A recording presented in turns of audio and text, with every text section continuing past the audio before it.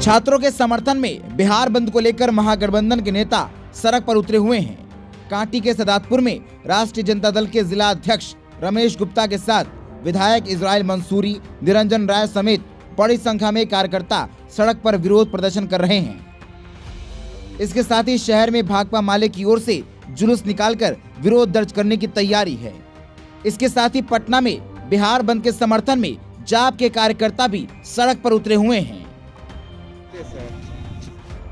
आज जिस तरीके से देश में बेरोजगार छात्र नौजवान बड़ी मेहनत करके रोजगार की दिशा में प्रयास करते हैं और किसी भी भर्ती प्रक्रिया में आवेदन करते हैं और आवेदन के बाद मेहनत करके परीक्षा देने का काम करते हैं, और यह डबल इंजन की सरकार, ये केंद्र की सरकार जिस तरीके से धांधली करने का काम करते हैं, उस धांधली के खिलाफ इस देश का छात्र जो है जब सड़क पर उतरती है तो उसको लाठी डंडे और आंसू गैस के गोले छोड़े जाते हैं, उनको हॉस्टल में घुस करके बंदूक के कुंदे से मारे जाते हैं।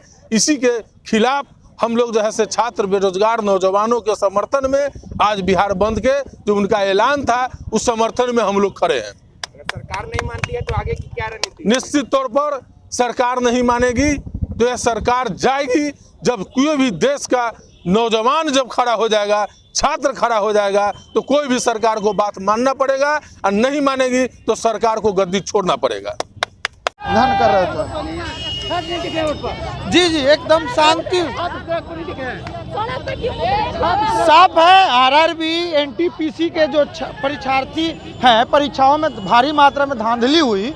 ग्रुप डी का एक परीक्षा के जगह दो परीक्षा का तुगलकी फरमान सुनाना, इन सभी मुद्दों को लेकर छात्र हित में, छात्रों के समर्थन में हम लोग हैं और शांतिपूर्ण तरीके से बंदी को हम लोगों ने सफल बनाने का काम किया। नहीं विद्यार्थी उनके बंद पर ही हम लोग ना, उन्हीं के आह्वान पर आदरणीय पप्पू यादव जी के निर्देशानुसार हम लोगों ने पूरे बिहार बंद करने का काम किया है और इसमें साफ तौर पर छात्रों का हम लोगों का समर्थन है।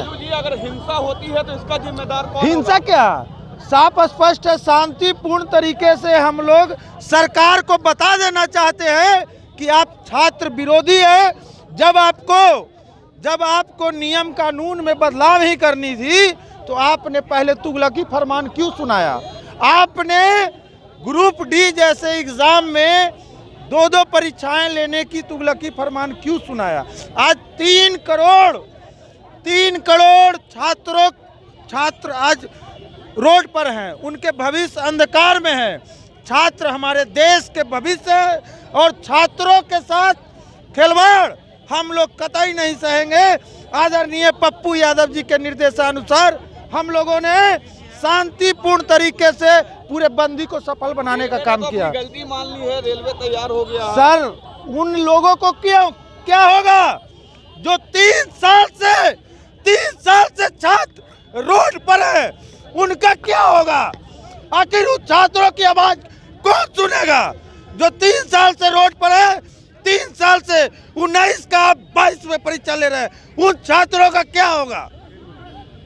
तो ये केंद्र सरकार और राज्य सरकार छात्र विरोधी है। आज इनके खिलाफ, छात्रों पर हो रहे दमन के खिलाफ हम लोगों ने शांतिपूर्ण तरीके से ये आंदोलन बिहार बंद करने का काम किया है और केंद्र सरकार को बता देना चाहते हैं कि छात्र देश का भविष्य है, जिसके साथ खिलवाड़ मत कीजिए, अन्यथा आपका गद्दी छोड़ते समय नहीं लगेगा। क्या उद्देश्य है? बंद करने का हम लोग का यही उद्देश्य है कि छात्र जो आरआरबी और एनटीपीसी के जो विरोध में वहाँ पर छात्र प्रदर्शन कर रहे थे, उस प्रशासन के द्वारा छात्रों को लाठी से, डंडे से और हॉस्टल में घुसकर मारा गया और जो ये सरकार जो रेल मंत्री जो सरकार जो 7 लाख जो नौकरी निकाली थी उसमें एक ही पद पे 3-3 बहाली स्टूडेंट का कर दिया गया और सीट भरने का काम किया गया।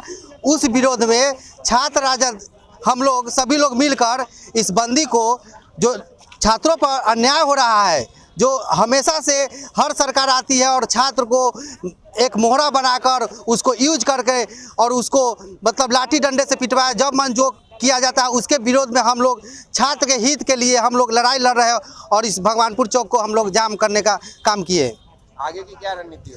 आगे की रणनीति हम लोग की सरकार जो 2018 में जो आरआरबी और एनटीपीसी का जो बहाली आया था, जो 7 लाख रोजगार जो आया था, जो एक छात्र को 3-3 पद पर बहाली दिया गया, मतलब एक ही 3 लाख छात्र का जो रिजल्ट आया उसी छात्र को 2-2 रिजल्ट दे करके और 7 लाख सीट भरने का जो काम किया गया। हम लोग का यही मांग है कि 7 लाख बहाली जब आया था तो 7 लाख स्टूडेंट का बहाली होना चाहिए। उसी मांग को लेकर हम लोग आज इस बंदी को क्या सत्ता परिवर्तन की तरफ भी पहल किया जाएगा?